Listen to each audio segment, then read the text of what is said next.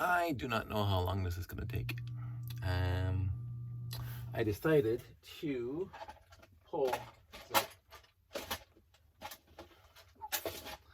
I decided to pull all the parts for the Invader, and 1987 did a review on it. You can go find it somewhere. 6894. So I pulled all the parts out of the collection, the lot that I got, and I had to get, I would say, about 20 parts from my collection. The one, I'll get rid of that one. You can tell there was very few parts in here that were not actually Lego. Actually, I'll show you. See if we can pull this out of the trash can. So this is easy. Go like that. Get some light on it.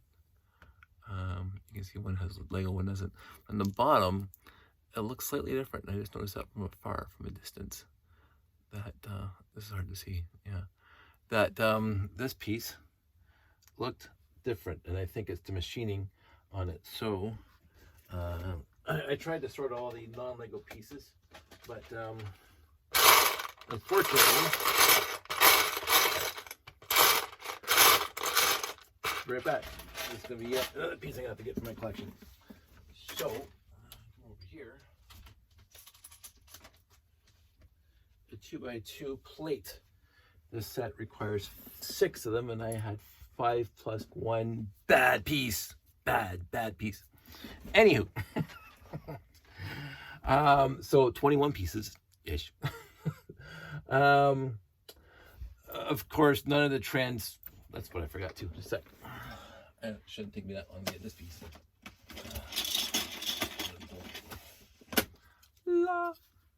22. And one more of those. I don't think I take that piece. Anyway, of course, I do not have any more trans red antennas. We talked about that already. No trans red antennas for me. I should make a Bricklink order at some point. Sometime. Anywho, so I'm going to substitute that with white, just so I know I have to order them. So I thought, because I do go off on these huge amount of tangents, that I'm going to try to build.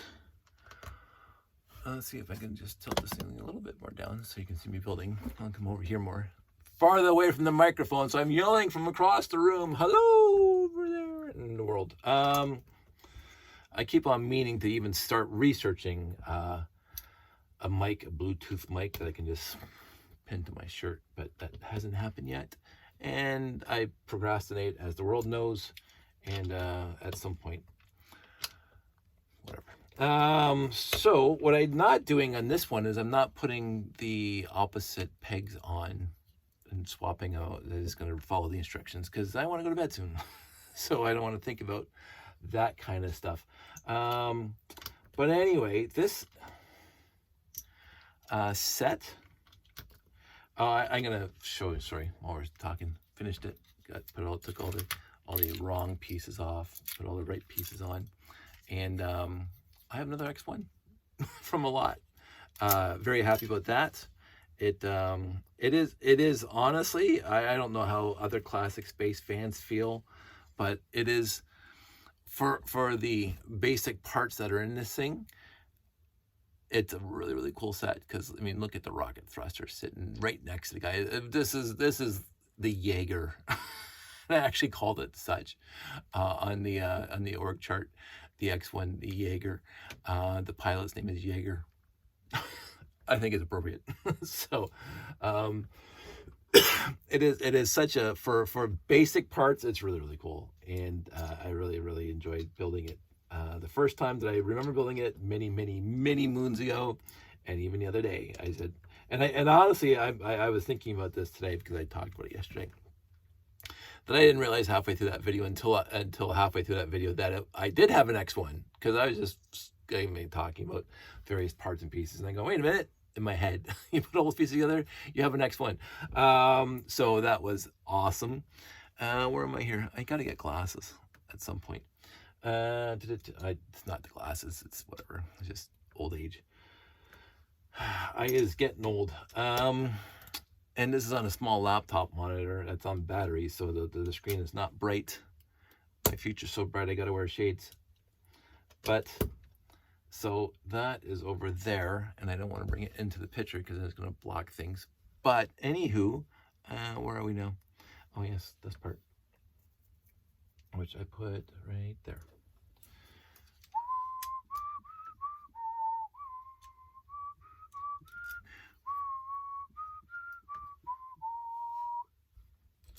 I usually, is that correct? Yes. I usually, while I'm sorting, I'll say to my speaker, I won't use the name because then Jeff will start speaking up. I usually say to my speaker, hey, speaker, play whatever music, Babylon 5, Star Wars, not really, Star Trek. But because I don't have a subscription, it will play, what did I miss here? Oh, both Grace pieces. It will play what it wants to play. So if I say, play Star Trek music, it will play everything but Star Trek music for 20 minutes, and then they'll throw a Star Trek song in there. So I try to fake it out by saying, hey, play Star Wars music, and then it usually plays Star Trek right off the bat. So it's pretty funny. But I was in a particularly jaunty mood a while back, and this is because Star Trek is a way of life, so it's not my favorite series. It's just a way of life. It's the core of my being is Star Trek, one of my cores. But what is a wonderful, wonderful series that got rebooted as Battlestar Galactica. It's just like, I love the original and I love the reboot. So I will say, hey, Bluetooth speaker, play Battlestar Galactica music, and it plays anything but Battlestar Galactica, because the number of Battlestar Galactica songs are in the YouTube database, very, very small, whereas Star Trek music, there's millions of songs, Star Trek music. So I fake it out by saying, hey, Bluetooth speaker, play Buck Rogers in the 25th Century music, which there's only one song. So, and 9 times out of 10, it will lead with the theme to Battlestar Galactica from the first series, the first show, which is fantastic. So, because it's fantastic. I'm not going to say it was a disappointment, because it wasn't a disappointment, but why am I screwing this up? Oh, that's not like that, right? I loved the reboot, and I loved the music style that they used for. I'm gonna have to expand this thing. Thankfully it's a PDF, so I can like zoom in. I think this is me zoom in, and so I actually liked the music, but I missed that. I think they played the original theme 3 times, not in its full completeness, but in the pilot or in the miniseries when Apollo was doing the flyby and the celebration of whatever retirement of the Galactica, and they and then it was kind of faded off. And so that's the first time I heard it in the miniseries, and I think it was the only time I heard it in the miniseries. Then when Lucy Lawless showed up, and she's making a documentary, and nobody knew she was so I'm not going to spoil it for I haven't seen it yet. And they were doing the whole pomp and circumstance of the video of whatever. You heard the theme music during the docudrama inside the miniseries, or inside the series, which was fantastic, by the way. I really liked that part. But then at the end of it, when they sent the Galactica into the sun, it was fantastic. I mean, I'm going to say, I've seen the whole series through a few times. We got the DVDs, blah, blah, blah. It is one of my favorite science fiction 4-season epic shows that was, I'm going to say, I have different opinions about the finale of Battlestar Galactica, the reboot, because it was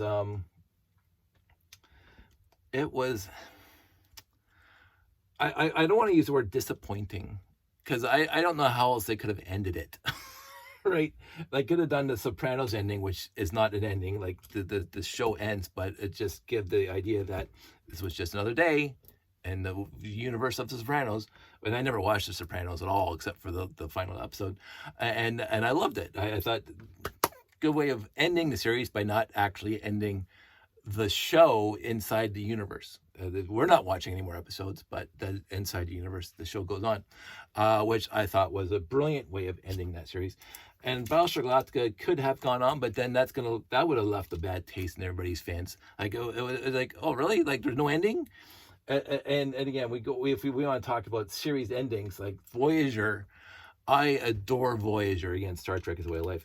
I adored, and I even really liked the ending, the series finale, except it was too abrupt. But what else could you do? Because you had to pack a lot into 2 hours. I love the ending of Voyager, except we're home.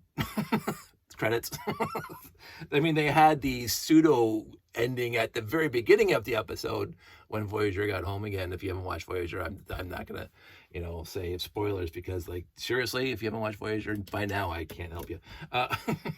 But yeah, they made it home. So, but I loved Voyager. I will say, and this is my critique of Voyager, that the first 4 seasons were, and I found it a little wooden. The acting and the characters, they weren't as wooden as other series. And I think when Janeway put her hair down and Seven showed up, I didn't mind the character of Cass. I compared Cass to Wesley, where the writers had a tough time writing her. I thought the actress was fantastic. Well, not the greatest actress in the world, but I thought her trying to play the role, she was trying to convey something, childish naivete, which is Cass, and trying to be in the adult world, which is Cass. And the same thing as Will Wheaton. Like there was nothing wrong with Will Wheaton. He even said some of his performances were a little called in, but I was 17 and I loved Will Wheaton. I loved Wesley Crusher on the show Star Trek because he's my representation in this universe. And you can just tell in many, many scenes, he just was enthusiastic to be on the show. The writers had a tough time with Will Wheaton, Wesley Crusher. They're writing for adults, and there's this 17-year-old kid on the bridge, and then whatever. Because if you look at the standout episodes of Wesley episodes, especially as it got on, he was fantastic. He honestly was. And all these people who, oh, die Wesley, die, and whatever, and that news groups and all that crap, and shut up Wesley, which is just the stupidest meme on the planet. I'm sorry, you guys have no consideration of what it means to be a young kid, a very impressionable young kid, who was kind of not thrust into the limelight, because of course he was already a big star from Stand By Me. But I loved Will Wheaton's trying to portray the wonderfulness of Wesley Crusher. But anyway, so many tangents, and that's what I wanted to do while I'm trying to build this thing. And I might not be able to complete the whole thing tonight, so I'll just complete the first little part of the ship right now. I do have a lot of opinions, obviously, but Battlestar Galactica was fantastic. Both iterations were utterly fantastic. It was a worthy reboot, and the original, I think, I haven't seen episodes recently, but I have seen episodes before from the original. And yes, they are dated a little bit because it was 1978. The special effects was better than Star Trek and comparable to Space 1999 for 70s. And it costs a lot of money to make them. And yes, they were very repetitive, very, very the same cuts of Cylons and fighting around and whatever. But in the end, it was a great show. And they had some pretty solid storytelling. They didn't, even when they went into angels and stuff, because it is a very real spiritual kind of show, it didn't seem, it seemed to fit in the premise of Battlestar Galactica with the 12 colonies and blah blah blah, and being led by a higher deity to wherever they're supposed to go. I didn't mind that, and I love what's his name, the British actor, McKee, I think it's his name, showing up as in universe Lucifer, I guess he was supposed to be. I thought that was fantastic. I really did. I love the original BSG. They had some really solid episodes, and They repeated some of that in the reboot, like the getting the prisoners to go get, I think it was water from the ice planet. They did that in the original. That's exactly what they did in the original. It was like, I won't say a shot for shot of the original series, but Zarek, where Richard Hatch showed up again, and the new Battlestar Galactica, and again the fans hated that because he was the first one to push for a continuation of the original Battlestar Galactica, and then they think that he deserted them by jumping in on this reboot. I love Zarek. I thought, and he did a fantastic job playing Zarek. I think that was his name. So I really can't complain about that at all. Where are we here? I think that's it. So that's the first part. I'm going to wrap this up. Now I'm going to go to bed because it is late. We just got back from Lego dinner, and there was a whole bunch of tangents I want to talk about. But BSG is fantastic. And I'm sure there's a whole bunch of tangents there that I wanted to wrap up and go off on all my tangents and find my way back. But I think building also takes its toll on me because I forget where I went. My storytelling. There you go. We'll do part 2 and part 3 probably together later. I'm going to go to bed. Everybody out there, stay safe. Take care. This is the... Oh, sorry. I'm going to go off before I wrap this up, because I had to... One of the pieces I had to get was this little panel, this little yellow panel right there. And I went on to my yellow panels, which I think is one of my favorite little sheets. You'll notice that there's no hash marks, yellow, black hash marks, because I got a whole bag of those because I just use them in the layout. So I just ordered a whole bunch of brick links of those. So those are not in here, but most of the originals over here, here, and this is, I think, what is that? I don't know. That's not Ice Planet. I don't know what that's from. But obviously it's from a theme that I have lots of. So I got the 1x2 hash marks, yellow and black hash marks. The number, the 1x1s with numbers that were on the gear shifts and some of the Technic sets, and they came in some other sets. And then some newer stuff, the power puller. I liked the power puller set. I got it on a deep discount so new off the shelf. With the 9-volt battery and blah, blah, blah, and you can build all the piston engines. I keep on meaning to think about rebuilding that someday, and I might do some videos of Technic sets, but my problem with Technic sets is they take so many parts, especially the bigger ones. Like, I do want to rebuild my 8448 at some point. I really do, because it's not the original 7 sets or whatever many sets, but I do love the 8448, and maybe all the original 6 supercars. 5 or 6 supercars. And then I got this one with all the round pieces on it, which I have a lot of pizzas. Pizzas. And a lot of Aquanauts or whatever. And for crying out loud, the bullseye for the Archer sets. Yeah, and then some stickers that are offset because people don't know how to put stickers on things. And Batman. I'm Batman. So anyway, I wanted to show you that before I went off to bed. That's it. That's all. I do have, after this set, I do plan on refurbishing this set, but that's going to take a lot more pieces because I only have that and that, and some of the basic pieces. But that's later. I do have a plan. And again, this is the card that I got from the person I bought this lot from. She was very, very nice. And then she also put in here, here's a few extra pieces, and I mentioned that the other day. So I got a nice card from the person. And it's going to money. It's going to a foundation, which I actually do support Make-A-Wish. I know that some of the companies I worked for in the past support them. So I'm happy that I got this lot, and I'm happy that some of my money is going to charity. So, yes, that's it. That's all. I'll talk to you guys soon. Take care.